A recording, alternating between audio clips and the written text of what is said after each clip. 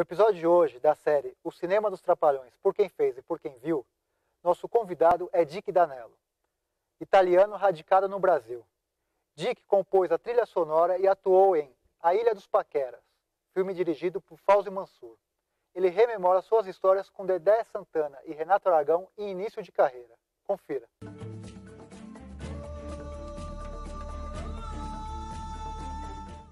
Eu queria que você falasse como e em que circunstância aconteceu o convite para trabalhar em A Ilha dos Paqueras. É uma história mais ou menos comprida e ao mesmo tempo curta, enfim. Nessa época eu cantava muito em rádio e televisão, aquela coisa toda, nos anos 70, né? Inclusive eu tinha acabado, acho que a Jesus Cristo Superstar, que é uma peça histórica dentro da música, dentro das coisas feitas no Brasil, né? Depois do Hair. Então, sempre frequentava ali a Boca do Lixo, que é um lugar onde muitos cineastas, grandes atores, atrizes, pessoas do meio cinematográfico se encontravam lá num restaurante simples chamado Soberano. E aí eu tinha amigos lá, evidentemente, sempre frequentava aquilo tudo e, de repente, conheci também um dos produtores do filme, que chama-se Nissi Catalã, um grande amigo, que também é do Bom Retiro. Ele tinha uma loja de roupas aqui na Rua Silva Pinto, e tinha um cara lá na Boca do Lixo chamado Renato Grechi, um nome muito importante do cinema brasileiro, porque também conhecia todo mundo, enfim, era um cara, um expert em cinema. Aí, num papo assim, sem querer, tomando um café lá no Soberano, aí, uma ideia de fazer um filme assim, assim, assado. Eu gostaria que você, seria no caso eu, participasse desse filme. E eu fui sempre um cara atirado, ou seja, sempre gostei de desafios, né? E aí, a partir daí, a gente começou a engrenar essa ideia, e aí aceitei o convite do filme. E posteriormente fui conhecendo o Renato Aragão, o Dedé, o Dino Santana, enfim, o pessoal todo que participava do filme. Assim foi o primeiro contato, né, com o pessoal e com o pessoal de produção desse filme, A Ilha dos Paqueras. E quando chegaram em você, falaram assim, esse vai ser seu papel, essa vai ser a sua função. Já estava, além de atuar, já estava acertado, acordado, você também ia compor a trilha do filme? Não. Aí a coisa foi acontecendo aos poucos, né? Então, como eu já tinha um nome mais ou menos assim conhecido, né, na rádio, na televisão, aí surgiu a ideia de fazer a trilha sonora do filme. O que acontece? Nessa época tinha o cinema italiano, essas comédias italianas de cantores italianos eram muito famosas e evidentemente eu conhecia, e aquilo foi me inspirando, né? E eu fiquei sabendo da trama da Ilha dos Paqueras, que era uma comédia, uma coisa assim muito, muito leve, né? Aí eu fui pensando na música, etc e tal, e aí o Fauzi Mansur, o diretor do filme, me convidou para compor a trilha sonora, que seriam umas músicas, cantaria umas músicas, porque lá teria uma boate que seria no navio Ananeri, né? Então foi a primeira coisa que eu comecei a tomar conhecimento dos navios, né? Que posteriormente eu faria muita coisa na Costa Cruzeiro sobre isso. E aí, como eu tinha a gravadora que era Continental, aí surgiu essa ideia de fazer as músicas, e foi uma coisa muito prazerosa, muito, muito bacana, muito bonita, porque inclusive está aqui, ó, essa aqui é roupa, né, que eu usei na boate lá do Ananeri, e até hoje eu mantenho essa roupa aqui. Aqui está a capa do compacto duplo, né? Essa aqui é uma raridade que tem quatro músicas aqui. Vedrai, Vedrai, Sole Spento, Você Chegou Aqui, uma única música em português que eu canto, e La Prima Cosa Bella. E é uma foto histórica também do filme A Ilha dos Paqueras. Agora, comprovar que é você, que essa roupa é verdadeira e que você participou do filme, é isso mesmo? Como é que é? É para comprovar que... Lógico, claro, eu sou muito saudosista, eu gosto de guardar as coisas. Isso aqui é uma raridade, muita gente, inclusive isso aqui, eu fiz um trabalho, o filme foi exibido no navio da Costa Cruzeiros, tive que levar essa roupa porque todo mundo gosta de ver, de mexer, de tocar, sabe? Então acho que essas coisas são muito importantes. Eu acho que você tem que ter história. Se você não tiver história, você não tem nada para contar. Você tem que ter histórias. E tem muitas histórias na Ilha dos Paqueras. Vocês nem acreditam que loucura que era. Era filmar, tipo assim, sabe? Surgiam ideias, às vezes, na hora lá, né? Aí o Renato Aragão, pô, vamos fazer assim, vamos fazer assado. Ah, legal, o italianinho. Ele me chamava do italianinho, apesar que nasceu essa frase na época da Jovem Guarda, com Roberto Carlos, né? Italianissimo. E no filme, o italianinho. Inclusive, ele cantava o Vedrai, Vedrai. Você pode assistir o filme, ele sempre está assoviando essa música, né? E foi uma coisa muito gostosa, muito prazerosa. O Renato Aragão é um cara... infelizmente, eu não tive depois desse filme muito contato com ele, mas é uma pessoa que... É um menino brincalhão. É exatamente aquilo lá que aparece na televisão, é na vida normal, assim, é assim mesmo.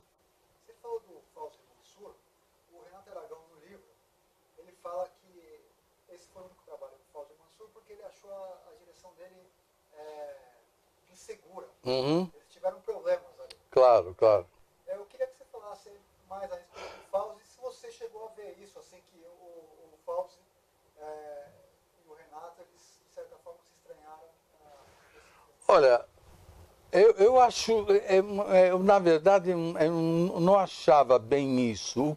O que acontecia, na verdade, era que o Renato tinha um programa na TV Record, na época, então não tinha assim muito contato. Então, de repente, ele tinha que sair aqui de São Paulo, né? Ir na filmagem, que seria Caraguatatuba, Ubatuba, Rio de Janeiro e tal. Então a coisa ficava... Não tinha assim muito diálogo, talvez, entre eles, né? Para coordenar as coisas. Mas nunca cheguei a ver alguma coisa assim, de um estranhamento, digamos assim. E é evidente, é claro, isso é normal, que quando alguém começa a fazer um trabalho, é talvez no início, no caso do Fauzi Mansur, seria, me parece que era o segundo filme, não sei se tinha um outro anterior, mas é o início de alguma coisa. Quer dizer, tudo tem, evidentemente, uma parte que você está aprendendo também dentro de um processo de trabalho que isso, em qualquer campo acontece isso. Mas eu nunca vi algo assim que pudesse ter algum problema entre os dois. E você fala que durante as filmagens você teve mais empatia com o Didi do que propriamente com o Dedé, né? Eu queria que você falasse isso, assim, como que casou essa energia? É uma coisa natural, sei lá, ele muito brincalhão, eu também, né? E a gente brincava demais, quando a gente se encontrava era uma loucura, sabe? Era brincadeira o tempo todo, mesmo na filmagem, né? Vamos fazer a cena, tal, que era uma brincadeira assim com a mão, sabe? Sabe aquela coisa, né? Né? Então era assim uma brincadeira sadia, feliz, assim, muito gostosa, né? O Dedé também, o Dino Santana também sempre foram pessoas assim muito... que faleceu, inclusive, uns tempos atrás, né? Mas pessoas assim que eu gostei muito de ter tido assim uma convivência com eles. E o Renato, como o Dedé também, uma pessoa que, naquela época, mais jovens, inclusive eu, etc. e tal. Então, era uma delícia, né? Porque le donne, as famosas mulheres, né? Que coisa linda, maravilhosa, né? Tem umas passagens muito gozadas sobre isso daí, que inclusive vai fazer parte de um livro que eu estou escrevendo, que é toda a minha vida, uma biografia que o Rafael Spaca vai participar também desse livro, né? Chamado a priori, grazie música, porque é graças à música que, enfim, eu consegui isso daí até hoje, né? Então, tem muitas passagens folclóricas até, vamos dizer assim, sabe? Mas no livro vai constar isso daí. Você mencionou o Santana, pouca gente fala dele. Pouca gente fala. Era mais de teatro, ele estava sempre naquele teatro ali da Avenida Ipiranga, ali tinha um teatro, não lembro agora o nome, ele estava sempre atuando lá. Eu queria que você falasse a sua percepção da importância dele nesse filme. O Dino Santana era o comandante do navio, né? Porque a Ilha dos Paqueras, então era aquela ideia da gente desembarcar do navio, né, numa ilha, e aí aconteceu um monte de coisa. E aconteceu mesmo, assim, de verdade, né? As coisas aconteceram. Aliás, eu me lembro uma passagem, a gente filmou, era mais ou menos 1h da madrugada, que era quando a gente tinha que entrar naquele bote salva-vida, aquele negócio que incha lá, né?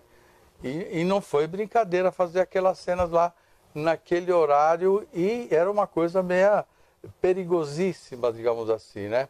Mas o Dino era um cara, até ele era bem compenetrado, né?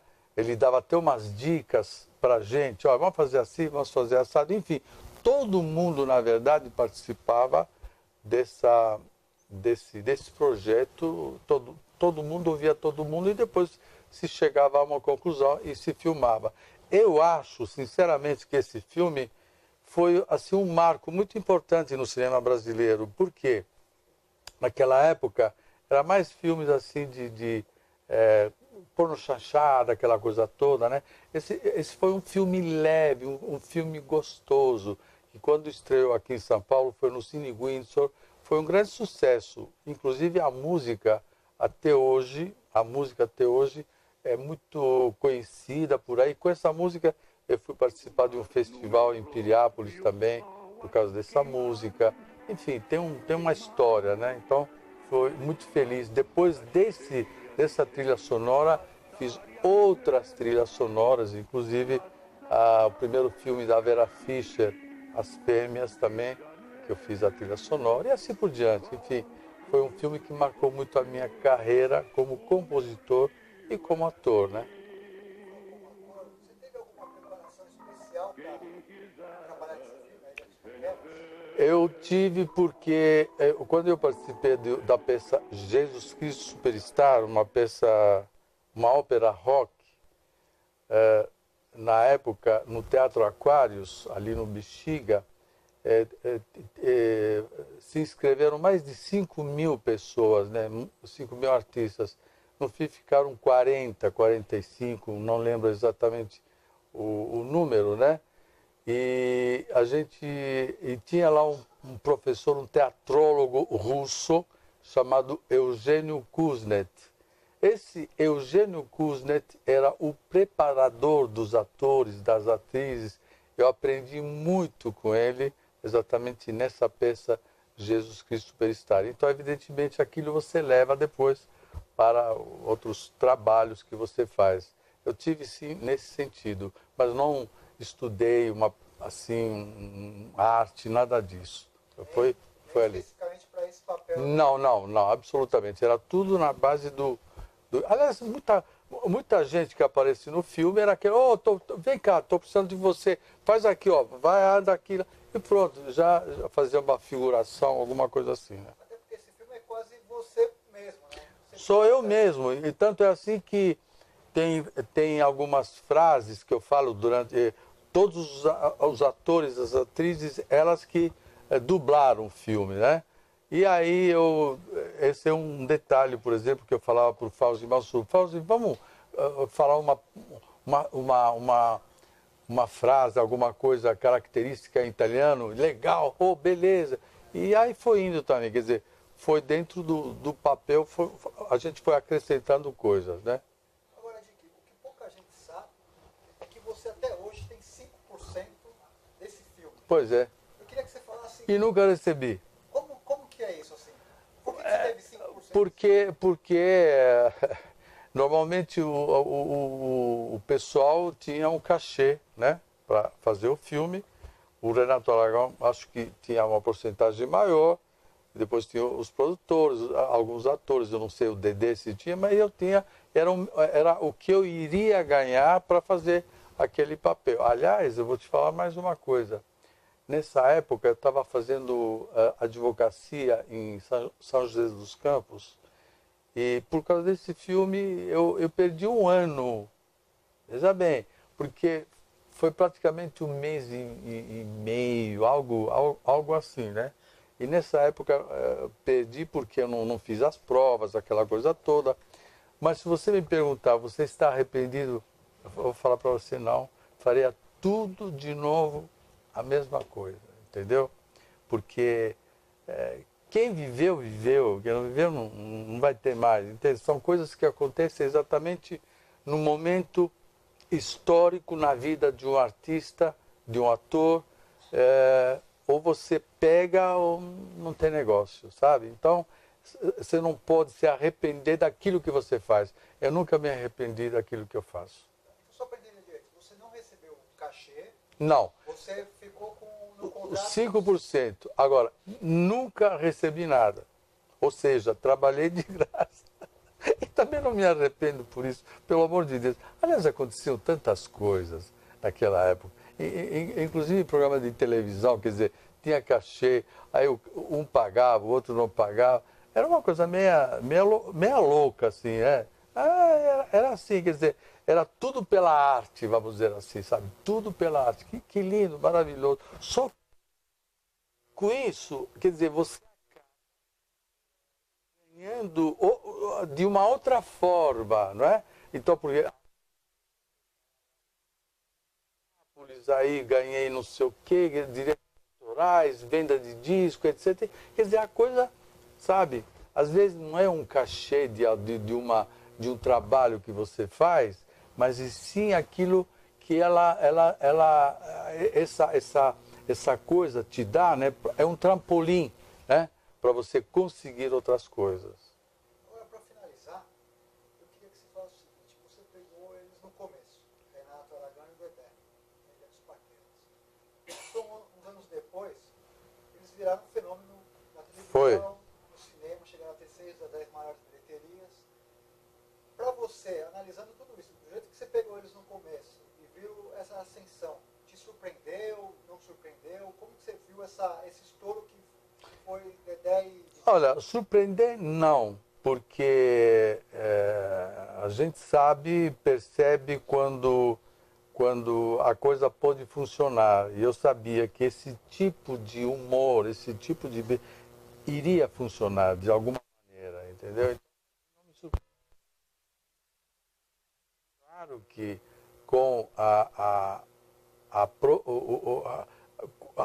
com as coisas que foram melhorando, o cinema antigamente era um tipo de coisa, hoje é totalmente diferente. O som, as imagens, enfim, toda essa estrutura que existe hoje é totalmente diferente. E aquilo foi sendo com eles junto. Eu acho que foi um fenômeno, né, que pela grandiosidade deles, vamos dizer, porque, sem dúvida nenhuma, marcaram no cinema, talvez, colocando Mazzaropi na época dele, etc. e tal, os Trapalhões. Eu não sei se vai vir alguém ou quando poderá vir algo mais ou menos parecido, entendeu? Mas eu tinha certeza que eles tinham grande futuro e aconteceu mesmo, né? Que eles Dedé era uma química que eu acho que o Dedé ser um e completa o outro. Se você analisar bem, tem você foca nesses dois personagens que são realmente importantes, por isso que deu no que deu, entendeu? E como que é para você fazer parte dessa história? Eu me sinto orgulhoso. Eu acho que É por isso que a gente está aqui hoje falando sobre isso, porque quem vivencia nada para contar, não adianta. Então, me sinto orgulhoso, um cara que veio da Itália, de um lugar, Calábria, e hoje participa de tudo de uma forma assim, sabe? Para mim é um sonho isso tudo. É uma coisa sensacional, maravilhosa. Está tocando o celular. Vai ver que o Renato Aragão está querendo falar comigo. Daqui a pouco eu falo com você, tá bom? Então eu me sinto orgulhoso, estou feliz, enfim.